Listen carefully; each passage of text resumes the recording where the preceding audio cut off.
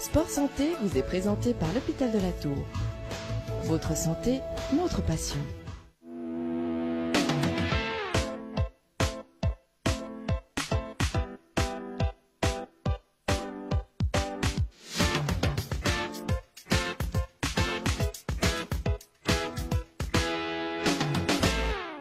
Salut à tous et bienvenue dans ce magazine Sport Santé. Aujourd'hui, nous allons parler électrostimulation. Alors, qu'est-ce que l'électrostimulation?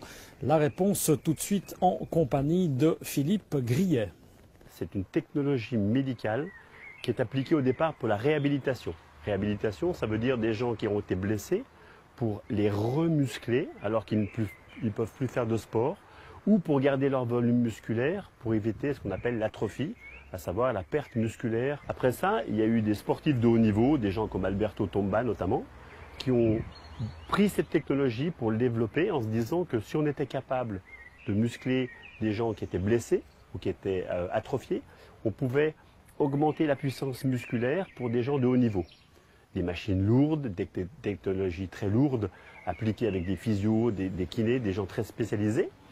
Et puis petit à petit, cette technologie a évolué pour arriver aujourd'hui à des machines qui sont de taille beaucoup plus raisonnable, appliquées à des sportifs avec un panel beaucoup plus grand, puisqu'aujourd'hui, à haut niveau, il n'y a plus de sport dans lequel il n'y a pas d'électrostimulation et complexe en particulier.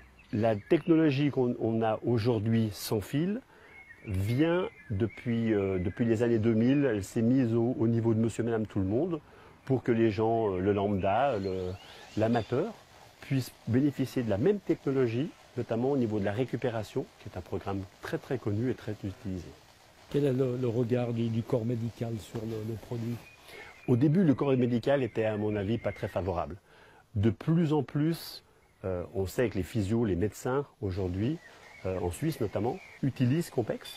Et la technologie aujourd'hui médicale appliquée fait que les physios n'ont plus de peur de mal utiliser, parce qu'au départ c'était quand même ça, de mal utiliser ou de penser qu'on pouvait muscler quelqu'un sans rien faire, ce qui n'est absolument pas possible. Est-ce qu'il n'y a pas un danger par la même occasion d'utiliser soi-même? C'est facile de fonctionnement?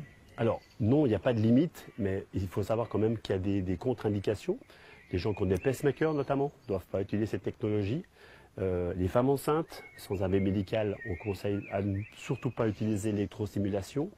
Et puis les gens qui sont sujets à des crises d'épilepsie, il faut quand même faire attention parce qu'effectivement, si on sait que l'électricité ne va pas déclencher forcément, il vaut mieux quand même en parler à son médecin, c'est conseillé. Si on parle justement en termes d'effort, c'est un effort qui est complètement décuplé. Alors, tout est multiplié, mais il y a un muscle qui ne travaille pas, un muscle principal d'ailleurs, c'est le cœur. Ce qui permet d'augmenter ses performances sportives sans pour autant faire travailler son cœur. Ce qui est un avantage et un inconvénient, puisque dans le sport, on a besoin, encore une fois, de muscles cardiaques, mais ce qui permet aussi, puisque la plupart des gens, quand ils font de la musculation notamment, arrêtent leur effort, pas parce qu'ils ont plus de force, mais parce qu'ils ont plus d'air. Donc là, on va pouvoir leur permettre d'augmenter leur capacité physique, sans pour autant travailler avec le cœur. L'avantage qu'on va pouvoir avoir, c'est de travailler les abdos de manière profonde. C'est-à-dire qu'on n'a pas besoin simplement d'avoir des gens qui ont déjà ce qu'on appelle les tablettes de chocolat et qui sont déjà, on va dire, initiés. On va pouvoir aller très profondément puisque la couche de graisse ne va pas freiner forcément l'électrostimulation. Ça rend le travail beaucoup plus efficace. Un exercice pour les abdos doit être bien exécuté pour être efficace. Là, on va pouvoir rester statique avec un minimum de mouvement et un maximum d'efficacité. On peut travailler le dos, qui n'est pas suffisamment travaillé aujourd'hui. On peut travailler toutes les parties, notamment pour les gens qui font du vélo et les skieurs. On va travailler énormément sur les fessiers, puisqu'une grosse partie de la force vient du fessier. Et généralement, les messieurs, on ne travaille pas suffisamment nos fessiers. On va travailler ce qu'on appelle les péronées latéraux pour pouvoir avoir les appuis différents, avoir plus de force au niveau des jambes. On va travailler tous les épaules, les bras évidemment. On a des gens qui font du motocross aujourd'hui qui travaillent énormément sur les avant-bras.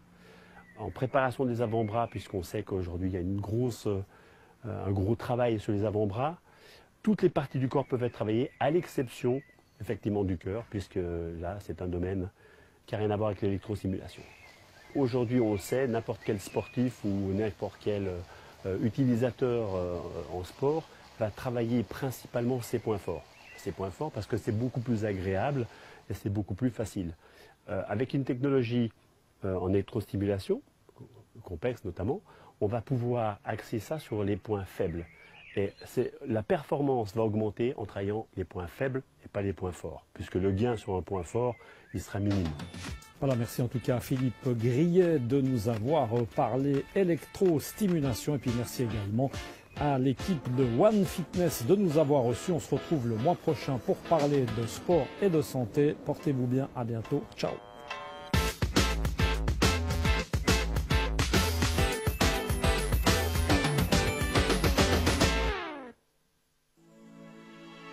Sport Santé vous a été présenté par l'hôpital de la Tour. Votre santé, notre passion.